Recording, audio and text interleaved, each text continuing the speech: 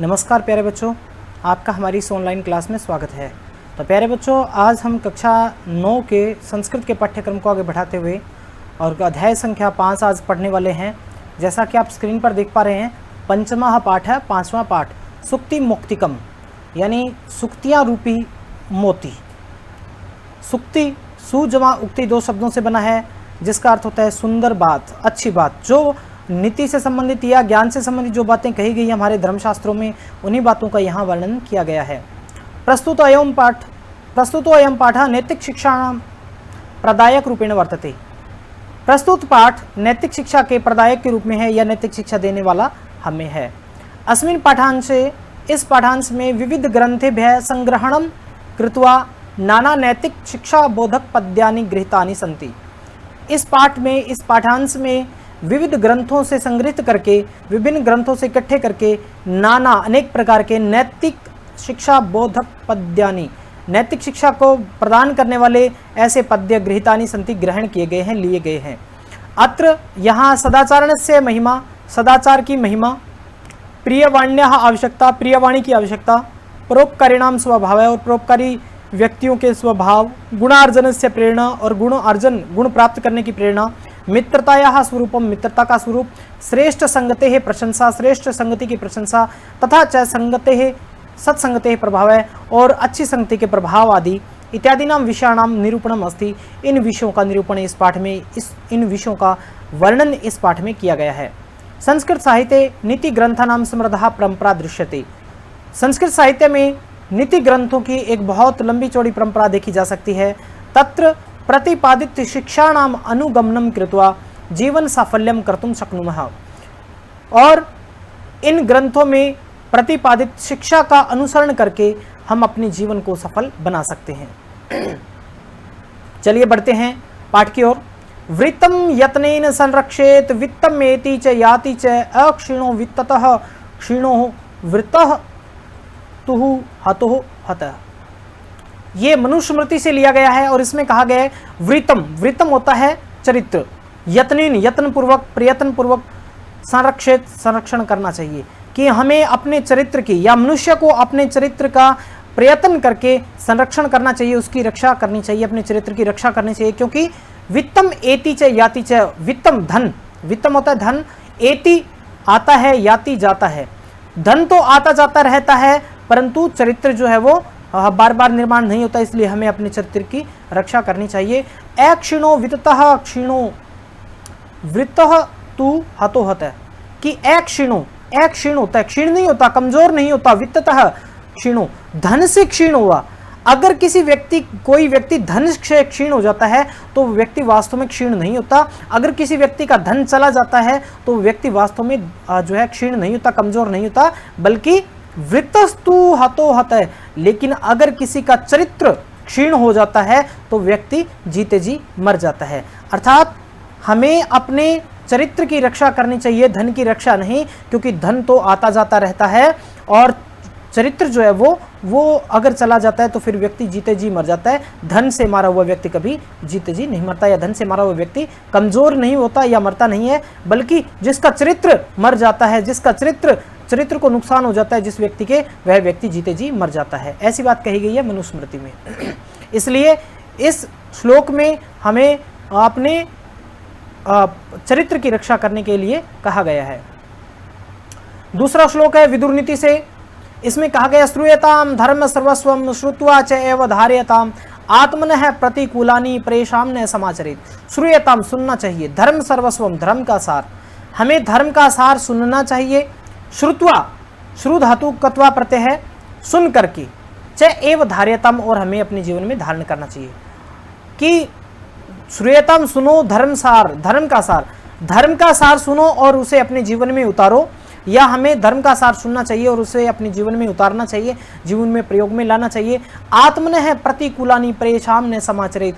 आत्मनः, अपने आप के, प्रतिकूलानि, विपरीत व्यवहार, परेशान न समाचरे, दूसरों पर नहीं करना चाहिए। अर्थात जैसा व्यवहार हम दूसरों से नहीं चाहते वैसा दूसरों के साथ भी नहीं करना चाहिए। अर्थात जैसा व्यवहार हम दूसरों से चाहते हैं वैसा ही व्यवहार दूसरे लोगों के साथ हमें करना चाहिए और जीवन में धर्म का सार सुनना चाहिए और उसको हमें अपने जीवन में अप्लाई करना चाहिए। ये श्लोक जो है वो विदुर नीति से लिया गया है। तीसरा है प्रिय वाक्य प्रदानेन सर्वे तुष्यन्ति जंतवः तस्माद् तद एव वक्तव्यम वचने का दरिद्रता।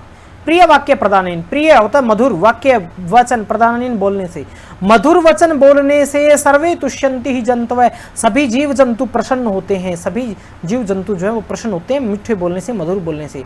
तस्मात् तदेव, इसलिए हमें वक्तव्यम बोलना चाहिए, मीठा ही बोलना चाहिए, तद एव वक्तव्य वैसा ही बोलना चाहिए, इसलिए हमें वैसा ही अर्थात प्रिय बोलना चाहिए, मधुर बोलना चाहिए। वचने का दरिद्रता, बोलने में हमें इस प्रकार की दरिद्रता गरीबी नहीं दिखानी चाहिए, इसलिए हमें हमेशा मधुर बोलना चाहिए। अगला जो श्लोक है वो सुभाषित रत्न भांडागारम से लिया गया है।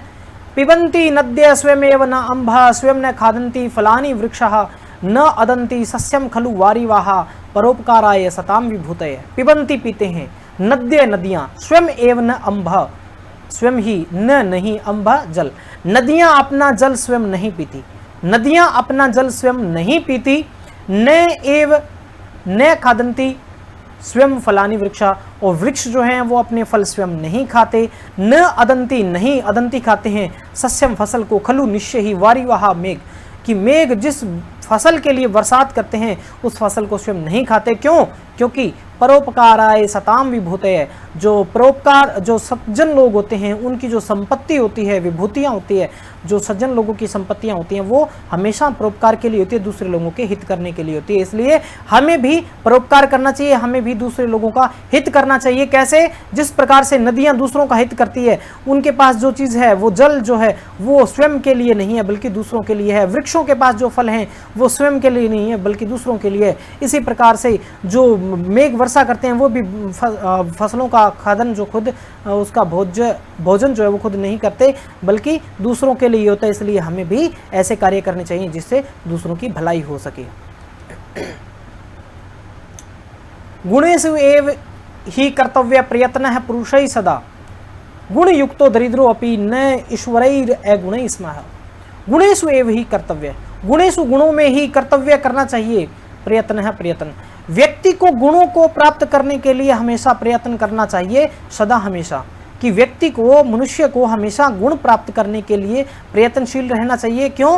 क्योंकि गुण युक्तो दरिद्रोपि, गुण से युक्त दरिद्र व्यक्ति भी, दरिद्र व्यक्ति जो धनहीन है लेकिन गुण से युक्त है वह व्यक्ति भला होता है। किससे? ईश्वरैर अगुणैः समः, जो व्यक्ति अमीर है लेकिन जिसके पास गुण नहीं है उस गुण रहित अमीर व्यक्ति से कहीं अच्छा है गरीब व्यक्ति जिसके पास गुण हैं। इसलिए हमें हमेशा गुण प्राप्त करने के लिए, गुणों को प्राप्ति के लिए हमें हमेशा प्रयत्न करते रहना चाहिए। ये श्लोक जो है वो मृच्छकटिकम से लिया गया है। इसके बाद में नीति शतकम से लिया गया ये श्लोक है और इस श्लोक में सज्जनों की और दुर्जनों की, दुष्ट व्यक्तियों और अच्छे लोगों की मित्रता के बारे में बताया गया और कैसे बताया गया है कि सज्जन लोगों की जो मित्रता होती है वो दोपहर बाद की जो छाया होती है उस तरह की होती है और दुष्ट लोगों की जो मित्रता होती है वो दोपहर से पहले की छाया की तरह होती है। कैसे? आरंभ गुरुवी क्षणी कर्मेण, आरंभ में गुरुवी बहुत बड़ी होती है, आरंभ में शुरू में बड़ी होती है, क्षीणी कर्मेण और धीरे धीरे वो कर्म से क्षीणी हो जाती है अर्थात कमजोर हो जाती है। लघवी, एक तो मित्रता ये जो आरंभ में बड़ी होती है और धीरे धीरे कम होती जाती है ऐसी, और दूसरी कहता है लघवी, पूरा, लघवी लघु होती है, छोटी होती है, पूरा पहले, पहले तो छोटी होती है, वृद्धि मति च पश्चात है और बाद में बड़ी होती जाती है। ऐसी मित्रता, एक तो ऐसी मित्रता जो आरंभ में बड़ी होती है लेकिन बाद में छोटी होती जाती है, और दूसरी होती है जो पहले छोटी होती है और बाद में बड़ी होती जाती है। ऐसी कैसी? दिनस्य पूर्वार्ध अपराध भिन्ना, दिन के पूर्वार्ध भाग के समान, पूर्वार्ध भाग यानी पहले आधे भाग के समान की छाया।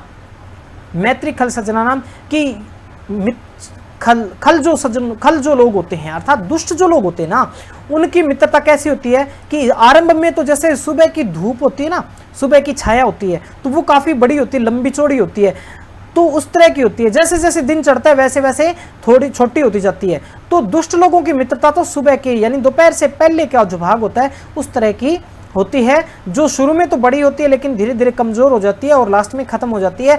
और जो सज्जन लोग हैं उनकी मित्रता होती है अपरार्ध भिन्ना। अपरार्ध यानी दोपहर के बाद के समय की तरह कि जो दोपहर के बाद देखते हैं छाया थोड़ी होती है धीरे धीरे बढ़ती जाती है, वैसी जो है वो मित्रता होती है सज्जन लोगों की, जो शुरू में तो होती है कम लेकिन धीरे धीरे जैसे जैसे समय निकलता है वैसे वैसे बढ़ती जाती है। इसलिए यहाँ बताया गया है कि किस प्रकार से मूर्ख लोगों की या दुष्ट लोगों की मित्रता जो बड़ी शुरू में बड़ी होती है और अंत में धीरे धीरे खत्म हो जाती है, लेकिन उसके पश्चात की जो है सज्जन लोगों की मित्रता है वो पहले तो छोटी होती है लेकिन धीरे धीरे बढ़ती जाती है। जैसे दोपहर पहले की धूप होती, दोपहर से पहले की जो छाया होती है वो बड़ी होती है और धीरे धीरे कम हो जाती है, वैसी तो होती है दुष्ट लोगों की मित्रता। और दोपहर के बाद की छाया की तरह होती है सज्जन लोगों की मित्रता।